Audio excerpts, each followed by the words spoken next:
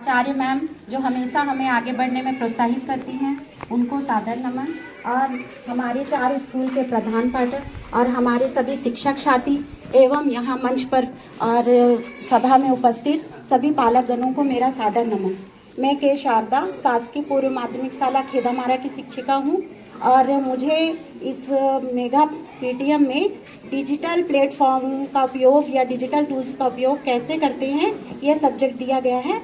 तो हम लोगों ने कोरोना काल से ही डिजिटल चीज़ों का ज़्यादा उपयोग करना सीखा और ये चीज़ें हमें ऑनलाइन प्लेटफॉर्म पे मिलती हैं। इसके उपयोग के लिए हमें डिजिटल चीज़ें कैसे उपयोग करनी है, कुछ महत्वपूर्ण एप्लीकेशंस हैं जो हमें उपलब्ध हैं, उसके बारे में आपसे मैं चर्चा करूंगी। जैसे दीक्षा जो है हमारे एजुकेशन मिनिस्ट्री के द्वारा ही इसे लॉन्च किया गया है और इसका प्रयोग शिक्षक, छात्र और अभिभावक कोई भी कर सकता है। और इसमें जो है ऐसी शैक्षिक चीज़ें उपलब्ध है जिसका प्रयोग हम अपने आसानी से अपने घर बैठे कहीं भी किसी भी स्थान पर कर सकते हैं। और इसमें सबसे अच्छी विशेषता इसकी ये है कि इसमें जो है ऑनलाइन पाठ्यक्रम है जिसमें कोई भी बच्चा शामिल हो सकता है, कोई भी टीचर शामिल हो सकता है, अपनी स्किल्स को बढ़ा सकता है। और इसमें जो है ना अलग अलग लैंग्वेज में उपलब्ध है। बच्चा चाहे तो अपनी मातृभाषा में पढ़ सकता है, चाहे हिंदी में पढ़े, छत्तीसगढ़ी में पढ़े या मराठी में पढ़े, जो उसकी मातृभाषा में उसको पढ़ना है वो उस भाषा में उसको समझ के पढ़ सकता है। इसमें ऑडियो, वीडियो, विजुअल सब उपलब्ध है। और हम लोग अपने पाठ्य पुस्तक में QR कोड देखते हैं, वो QR कोड की सुविधा भी उपलब्ध है। इसमें QR कोड को हमको स्कैन करना पड़ता है, स्कैन करने से वो विजुअली हमें वीडियो दिखाई देता है और इसके माध्यम से हम अध्ययन कर सकते हैं। साथ ही साथ हम किसी भी पाठ्यक्रम के लिए एनरोल हो सकते हैं, उस पाठ्यक्रम को पूरा कर सकते हैं। जिस भी हमें सब्जेक्ट में नॉलेज की कमी है हम अपने स्किल को उसमें डेवलप कर सकते हैं। साथ ही साथ इसमें जो है प्रशिक्षण की भी सुविधा उपलब्ध है।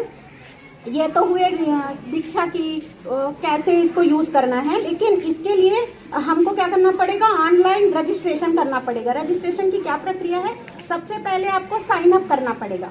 तो सबसे पहले आप गूगल प्ले स्टोर में जाके इस ऐप को आप डाउनलोड कर सकते हैं। डाउनलोड करने के बाद साइन अप में हमें सामान्य से जानकारी देनी पड़ती है, जैसे हमें अपना नाम, अपना मोबाइल नंबर या ईमेल आईडी और उसके बाद पासवर्ड सेट करना पड़ता है। जैसे ही आप सेट करोगे उसके बाद आप यूज़र आईडी में अपना मेल या फिर मोबाइल नंबर और पासवर्ड डाल के आप लॉगिन कर सकते हो। लॉगिन करने के बाद आप इन सुविधाओं का लाभ उठा सकते हैं। इसके साथ इसमें असेसमेंट की सुविधा उपलब्ध है, मूल्यांकन के लिए बहुत सारे टूल्स उपलब्ध हैं और साथ ही साथ ना ऑनलाइन क्विज भी होते हैं और एक्स्ट्रा करिकुलम एक्टिविटीज़ हैं, माइंड गेम्स हैं जो बच्चों के दिमाग को बढ़ाने में बहुत ही मदद करते हैं। फिर है ई-पाठशाला, इसको भी हमारी शिक्षा मंत्रालय के द्वारा ही लॉन्च किया गया है और इसको जो है NCERT ने विकसित किया है। तो इसमें कक्षा 1 से लेकर 12वीं तक की कक्षाओं के डिजिटल बुक्स हैं। आप एक बार इसको डाउनलोड कर लेंगे ना तो उसके बाद आप ऑफलाइन मोड में कभी भी यूज़ कर सकते हो। साथ ही साथ इसमें जो है आप नोट्स बना सकते हो, मार्किंग की सुविधा उपलब्ध है, मटेरियल्स को सर्च कर सकते हो।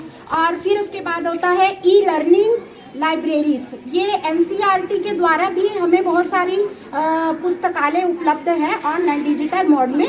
आप उसमें उपलब्ध पुस्तकों का उपयोग करके अपने कौशल को बढ़ा सकते हैं, अपने विषय वस्तु को और स्ट्रॉन्ग कर सकते हो, सीख सकते हो। और साथ ही साथ ना नेशनल लाइब्रेरी ऑफ इंडिया यह सबसे बड़ा विशाल पुस्तकालय है जिसमें हर सब्जेक्ट, हर टॉपिक से रिलेटेड बुक्स आपको मतलब असंख्य पुस्तकों का लाभ आप इसमें उठा सकते हैं।